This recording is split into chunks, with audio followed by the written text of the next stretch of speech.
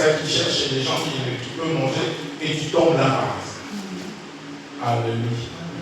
Il y a des gens aussi, à cause d'un bienfait, à cause d'une défense prise, et on cherche à te tuer. Et souvent ça arrive à beaucoup de serviteurs. Après avoir prié et délivré quelqu'un qui était bloqué par le diable, et le diable commence à l'en vouloir. Vous savez ce que vous avez fait dans la prière avant même que je commence à parler. Et je crois que le diable, je ne sais pas si vous voyez qui a vu quelque chose dans votre vie. Dieu a ouvert les yeux à quelqu'un certainement pour voir quelque chose. Est-ce qu'il y a quelqu'un qui a vu quelque chose? Parce qu'on ne peut pas prier comme ça, avec cette intensité, sans pour autant avoir un éclair ou une lumière quelque part. Amen, amen. Et quand Dieu parle comme ça, c'est que, et pendant qu'on priait, le diable n'était pas content. Et quand il n'était pas content, il va t'en vouloir. Certainement, pourquoi? Parce que tu l'as déclassé, et tu l'as décapité, tu l'as chassé, et tu l'as ordonné à ce qu'il parte, et il a lâché la prise, et il a lâché sa proie. Et pourtant, c'était le proie, peut-être, les proies, peut-être pour gagner. C'est pourquoi le diable veut t'en vouloir. Et la méchanceté de cette reine, c'est l'incarnation totale du diable lorsque tu fais l'œuvre de Dieu parfaitement. Le diable n'est pas content. C'est pourquoi chaque fois, quand le diable n'est pas content, vous savez ce que le diable fait. Dans le cas SS, dans le cas comme c'est bon, pour qu'un ministère, pour qu'une église meure, qu'est-ce qu'on fait? On endurcit le cœur des partenaires. Alléluia. On endurcit le cœur de qui? Imagine si on ne paye pas la salle. On finit. Alléluia. Est-ce qu'on parlera encore de ça? C'est fini. C'est la fin de la révolution. Amen. Et c'est pourquoi nous devons payer. C'est pourquoi quand Dieu a vu que Élie était en danger permanent, et quand on tue Élie, on fait tomber le trône. Et qu'est-ce que Dieu a dit? Va dans le torrent des Kérits, te cacher là. Kérit signifie tout simplement le lieu de rassemblement. Amen, amen. Lieu de rassemblement.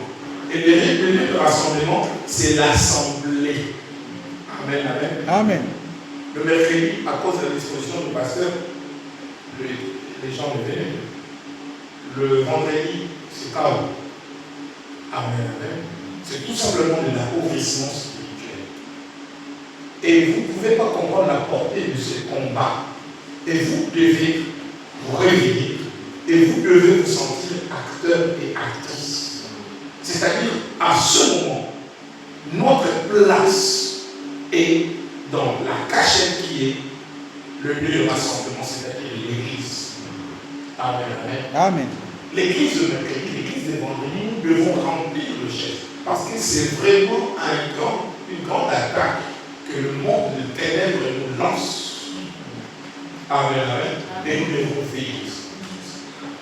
Et comme il y avait l'enrichissement de gens qui pouvaient soutenir, Dieu a dit, là, comme tu es seul à porter le fardeau, et il n'y a personne pour te soutenir dans ce fardeau, j'enverrai les corbeaux pour te nourrir. Alléluia. Amen, amen. Le corbeau, c'est-à-dire la providence de Dieu. Le païen sont la providence de Dieu. Le genre de mauvaise vie de foi, Dieu utilise ce genre pour soutenir quelque part son église. Il a dit, si vous ne le faites pas, même le Pierre, je lèverai même le Pierre pour le faire. Amen, amen. Mais malheur à toi qui ne s'engage pas lorsque Dieu commencera à lever le Pierre. Imaginez quand Dieu lève le Pierre, c'est-à-dire toi tu deviens en dessous d'une pierre et une pierre pèse sur toi. C'est-à-dire, et la grâce que tu as eue, et tout ce que tu as pu récolter durant toute ta vie finira par être enterré. Alléluia. Amen. Parce qu'il y a une pierre qui s'est levée à ta place. La providence de Dieu. Le gens qu'on n'attendait pas. Nous avons été témoins de la providence de Dieu pendant qu'on quittait ce Boisset pour aller à Moustière. Il y a eu des gens qui ne priaient pas avec nous, qui sont venus tout simplement pour soutenir le départ. Et ils ont donné le moyen nécessaire pour que nous puissions accomplir selon. Et vous savez ce qui est arrivé après. La personne là priait ici, dans cette église là. Mais Dieu lui a dit, va là-bas, on priera pour toi là-bas. Et elle est venue. Elle a commencé à prier parce qu'elle était malade et Dieu lui a envoyé ici pour qu'on prie pour elle. Amen, amen. Et on a prié pour elle parce qu'elle avait une maladie compliquée, une maladie qui n'a pas de médicaments. C'était la sclérose en plaques. Et nous connaissons la sclérose en plaques, c'est que ça fait. Et quand on a prié pour elle, et Dieu a fait grâce que cette dame était guérie, et elle a prié le Seigneur, elle nous a soutenu pas mal avec des moyens un peu conséquents pour que nous ajoutons afin d'obtenir notre nouvelle salle. Et après avoir fait cela, après avoir parlé sa grâce du pasteur, maintenant, je vais rentrer dans mon église. Que Dieu te bénisse. Amen, amen. Alléluia. Parce qu'elle est venue accomplir. C'est-à-dire, Dieu enverra. Il y a une chose que Dieu m'a toujours mis à cœur, de ne pas tromper parce que lui opère toujours. Alléluia. Dieu opère toujours. C'est pourquoi dans le torrent de Kéris, nous devons retenir deux choses. Nous devons retenir le rassemblement, le lieu de rassemblement. Et je crois que nous avons dit de ne pas abandonner nos assemblées. Je fais même une prédication. Le torrent de Kéris, la cachette là, c'est la cachette des enfants qui doivent maintenant demeurer dans l'assemblée. La Bible dit Dieu est redoutable dans son assemblée. C'est lorsque les saints sont ensemble, lorsque les saints sont réunis, c'est là où Dieu se manifeste d'une manière aussi puissante. C'est là où on forme le corps. Parce que le corps est le rassemblement de tout le monde. C'est-à-dire, si nous sommes rassemblés tous, nous formons un corps complet. Un corps complet, c'est-à-dire qu'il y a une main qui agit, il y a une autre main qui agit, il y a la jambe gauche et la jambe droite qui agissent, et il y a la tête qui bouge et il y a tout qui fonctionne. C'est alors qu'on appelle ça corps. Pourquoi? Parce que c'est le rassemblement de plusieurs membres. Amen, amen. Et qui travaillent pour un seul objectif. Comme nous devons comprendre que l'assemblée, ce n'est pas un endroit de séparation où chacun fait la chose selon lui. Et nous devons toujours faire des choses pour l'intérêt de tous. Alléluia. Et pour la gloire de notre Seigneur Jésus. C'est pourquoi ne te disqualifie pas dans ce torrent de Christ. Alléluia. Amen. C'est là, dans l'assemblée. Je sais que nous ne sommes pas des millionnaires, mais Dieu va envoyer des corbeaux. Alléluia. Il va envoyer des corbeaux, la providence de Dieu, comme on dit. Dieu va utiliser des gens qui peuvent venir tout simplement pour un motif de soutenir l'œuvre à prendre de l'élan. Amen, amen. Et ça peut être les gens de dehors. Et ça peut être aussi des gens qui ont le cœur qui bouillonne mais qui n'ont rien. Le pauvre personne, le bien-cœur comme on dit, et qui ne travaillent pas, peut-être aussi des chômeurs, qui ont tellement envie. Je vais vous donner un témoignage d'une sœur. Un jour on priait, et quand on priait, cette sœur-là, elle était bossue, comme on dit à l'église avec un bon pied. Et elle avait une main séchée. C'est-à-dire, la main était plus petite, la main gauche était plus petite que la main droite. C'est-à-dire, la main gauche ne pouvait pas rejoindre la main droite. Mais il y avait une grande, forte louange, une adoration grave. C'est pourquoi quand on entre dans l'église, on cesse toute distraction et on ne regarde même pas la personne qui est à côté de toi parce qu'on ne sait pas comment démarche. Tu te regardes toi et ton Dieu. Et tellement qu'on chantait, qu'on louait le Seigneur. Et cette fille-là avait aussi envie de le faire, mais sauf que son état physique ne la permettait pas de le faire. Mais l'envie y était. Elle voulait bien. Elle se disait certainement d'elle-même, si le Seigneur me faisait grâce de le louer comme les autres, et j'en ferai plus. Pendant qu'elle pensait cela, Dieu a fait pousser son bras gauche. Et son bras gauche s'est poussé pour aller rejoindre le bras droit. Elle a commencé à clamer comme les autres. Et pendant qu'elle a clamé, à force d'acclamation, l'a redressé. Et la même séance, la personne là qui avait la main sèche a trouvé la guérison de sa main et elle était courbée, elle s'est rendue droite. Et depuis que Dieu a accompli cela, quand elle commence à chanter, à acclamer pour Dieu, elle acclame plus que nous tous qui avons déjà le main depuis notre naissance. Pourquoi? Parce qu'ils en ont fait un seul. Et Seigneur, quand tu pousses ta main, je te lèverai de ce Dieu. Amen, amen. Dieu le fait. C'est pourquoi j'ai dit qu'il y a des gens qui sont providentiels. Dieu les a préparés dans des circonstances comme ça. Il y a de ceux-là qui sont pauvres et qui n'ont rien. Mais la force de la prière, parce que Dieu a vu son cœur, Dieu va remplir son grenier pour que cette personne-là se distingue dans l'attente de l'Église. Et c'est pourquoi on va prier pour ceux-là qui ont le cœur disposé et qui veulent bien faire des choses, des grandes choses, mais ils sont bloqués par rapport au mal. Notre Dieu, on l'appelle aussi Jéhovah Jireh, le Dieu qui pourvoit. Est-ce que nous pouvons acclamer ce Dieu?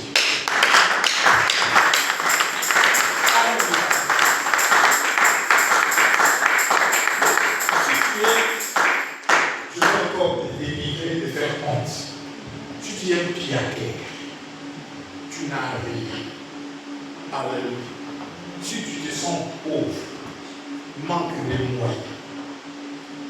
Amen, amen. Et que ton cœur est disposé. La nuit d'aujourd'hui, Dieu fera de toi un grand bien. Alléluia. N'aie pas honte. Dis Seigneur, moi je suis fauché de fauché. Je suis un pauvre, un malheureux financier. Mais mon cœur veut te servir. Mon cœur a le plan de construction.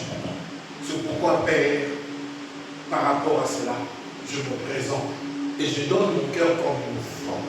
Seigneur, la preuve c'est mon cœur. Quand tu me béniras, mon cœur est tellement, je ferai de ta maison une grande maison. Amen. Est-ce qu'il y a-t-il des gens qui ont le cœur et qui sont pauvres, qui sont riches dans leur cœur et qui sont pauvres dans le matériel? Si tu es là maintenant, n'oublie pas honte, parce que nous expérimentons, il y a tellement ici.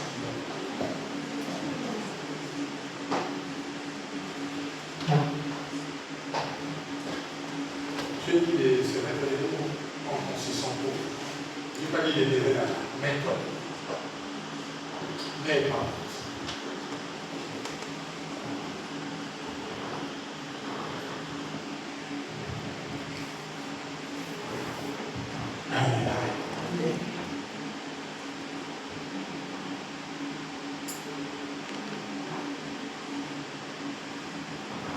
C'est une preuve de ça. Commencez déjà dans les petites choses que vous avez. Parce que Dieu commence par les petites choses. Et les petites choses vont vous ouvrir le temps. Soyez sincères et ne mentez pas à Dieu. Alléluia. Amen. Ne mentez pas à Dieu. Prouve avec à votre Dieu que vous respectez vos engagements. Parce qu'en respectant le premier et le deuxième engagement, que Dieu renouvelle encore plus la confiance et vous allez devenir plus costaud dans ce monde. Ferme les yeux, je vais dire.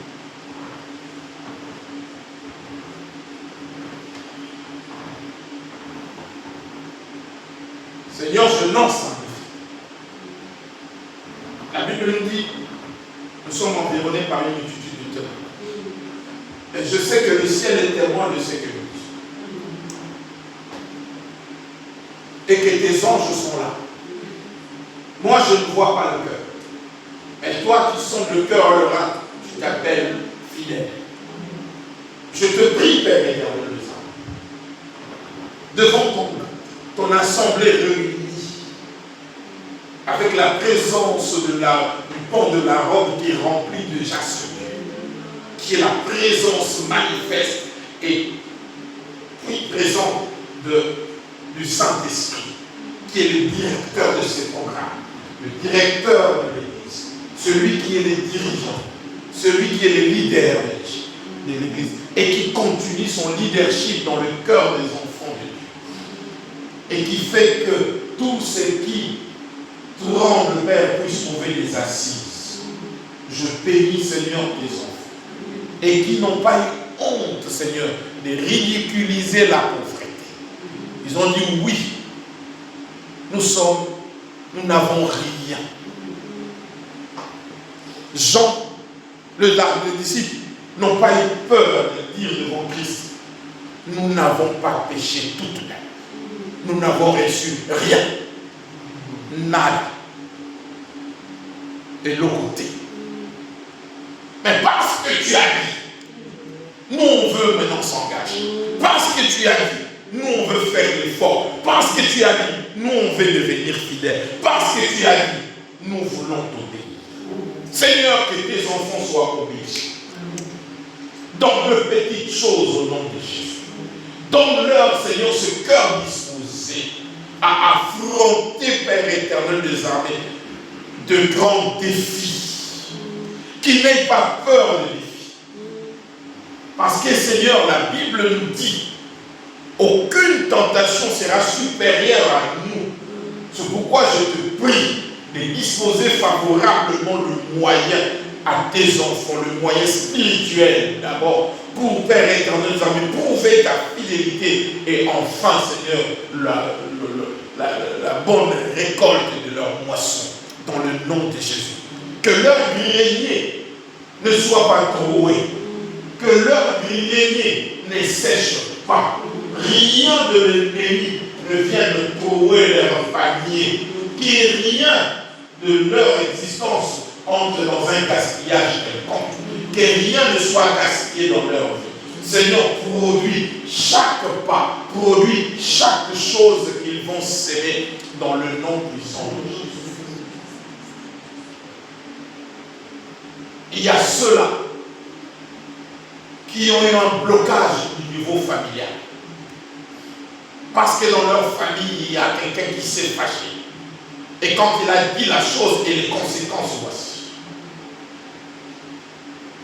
Parce que certaines lignées, on a dit que non, dans cette lignée, on ne verra pas clair. Et qu'il y ait la conséquence des choses qu'ils ont dit, le malheur, et qui se succèdent jusqu'en. Seigneur, la Bible dit encore qu'on ne dira jamais en Israël que les parents ont mangé le réservoir et les enfants ont vu leur dans sa casse. L'âme qui pêche, c'est celle qui mourra, et chacun mourra par ses fautes. Chacun échouera par ses erreurs. C'est pourquoi je coupe tout lien qui commence à ramper et à cherchant à se reproduire dans tes enfants dans le nom de Jésus. Ce qui était fermé, je le déclare ouvert au nom de Jésus. Ce qui était débloqué, je le débloque au nom de Jésus. Ce qui était abandonné, Père éternel des armées, je le rétablis dans le nom puissant de Jésus. Ce qui était invisible devienne visible au nom de Jésus. Ce qui était tout simplement dans le racontard devienne réel dans le nom puissant de Jésus. Seigneur, nous avons besoin, et tu as besoin, de ceux-là qui se distinguent et qui ont la capacité de secouer les écluses de cieux en leur présentant le promesse de Dieu.